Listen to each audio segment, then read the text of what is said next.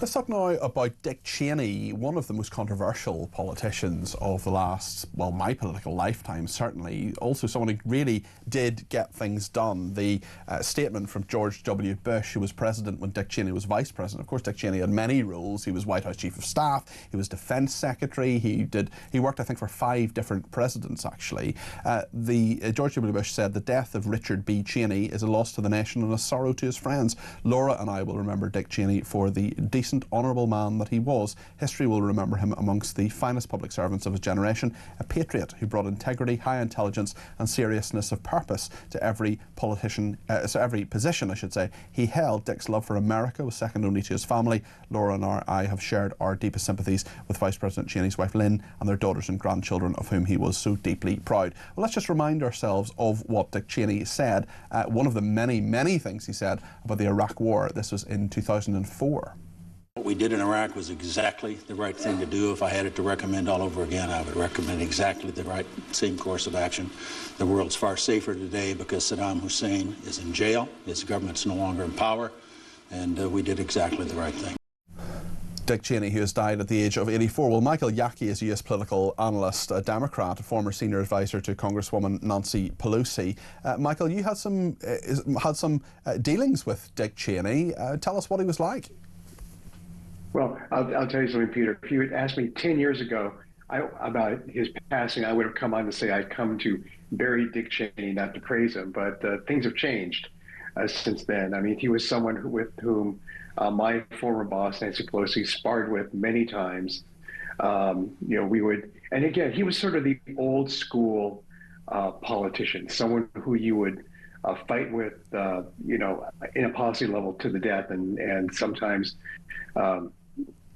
fairly or unfairly. It's as if you were watching an old episode of Suits and watching people scream at each other all the time and then go out to dinner afterwards. That's kind of like what politics used to be. And Dick Cheney was someone who exemplified that, albeit, for some people, including the former head of the Joint Chiefs of Staff at the time, Colin Powell.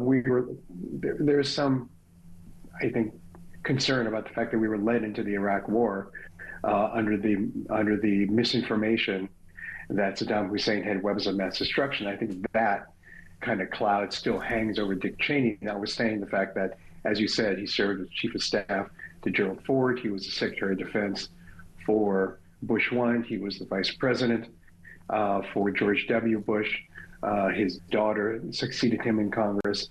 He's someone who is one of those people who believed in public service and gave his all in it, and in the end, exemplified that by basically stating that he could not support Donald Trump because of what he meant to American democracy, and that was, I think, one of the more interesting and courageous things that he did at the twilight of his career. So your view of him changed because he spoke out against Donald Trump? Well, it's not really a view has changed. He is someone with whom you did battle, and you may think that he did it unfairly with the Iraq War, but there was no one could question his loyalty, his patriotism, or his respect for the institutions of power in the United States, and the fact that there is a separation of powers and how our democracy is supposed to function. And I think that he was true to that throughout the Trump years and to the end. But I think that he's someone who is certainly, for conservatives, exemplified the best of what a hawk used to be and could be. And whether you agree with him or not, he was someone who gave his all in public service to our country. Given that he was against Trump, and given that he actually, as a Republican, ended up voting for Kamala Harris, do you see that as a change in his views, or do you actually see a line through in terms of his view and his commitment, as you say, to patriotism and public service? What would you... Go ahead, Michael. Yeah, I know. I'm sorry, Peter. I didn't mean to interrupt you. Not at all. It's just that it is a through line. I mean, you can quarrel with his policies. You can quarrel with his politics. You can say that on the political spectrum, he and I would be, on opposite ends of the spectrum. But you cannot question his patriotism. You cannot question his respect for the institutions of democracy. When he would not fail to show up if he was subpoenaed. He was someone who understood that Congress had a role to play in the government. He understood that if the Supreme Court said you couldn't do something, you couldn't do something. I mean, there were actions that they took, and yes, sometimes each administration will try and cross that line, but then when the courts say no, they say no. And he was someone who played within the rule book of American democracy. So I don't think that in his statements against Trump, he was doing anything but being true to the rule book of American democracy, and what he saw as a threat to that institution and to those things that guided him throughout his political career.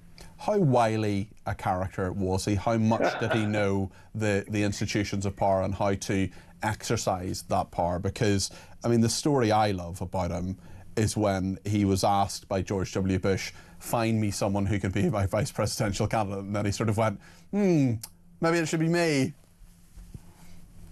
Yeah, no, I mean, it's ambition was never a problem for Dick Cheney, but that's not a bad thing. I mean, you and I both know that wanting to do something and thinking that you're the person who can do it is not a bad thing. Now, if you think that you're better than anyone else, and you think that you don't need to listen to anyone else, now that sort of takes it to the extreme. But this is someone who was ambitious, who believed that he could do something for his country, believed that he could be someone who could make a contribution. So, wily, cunning, ambitious, it's one of those things that you have to admire about someone who grew up in a very small state, in a very small community, and nevertheless sort of rose to the pinnacles of power in the United States. It's part of the American dream. It's part of what exemplifies any person in the United States to think that they can be the president or they could be elected to Congress. He exemplified that, and there's nothing wrong with that. I mean, remember, this is the guy who conned Congress, if you want to say it, in terms of the whole WMD thing. He knew, how to manipulate government, how to manipulate power, and he made no bones about it.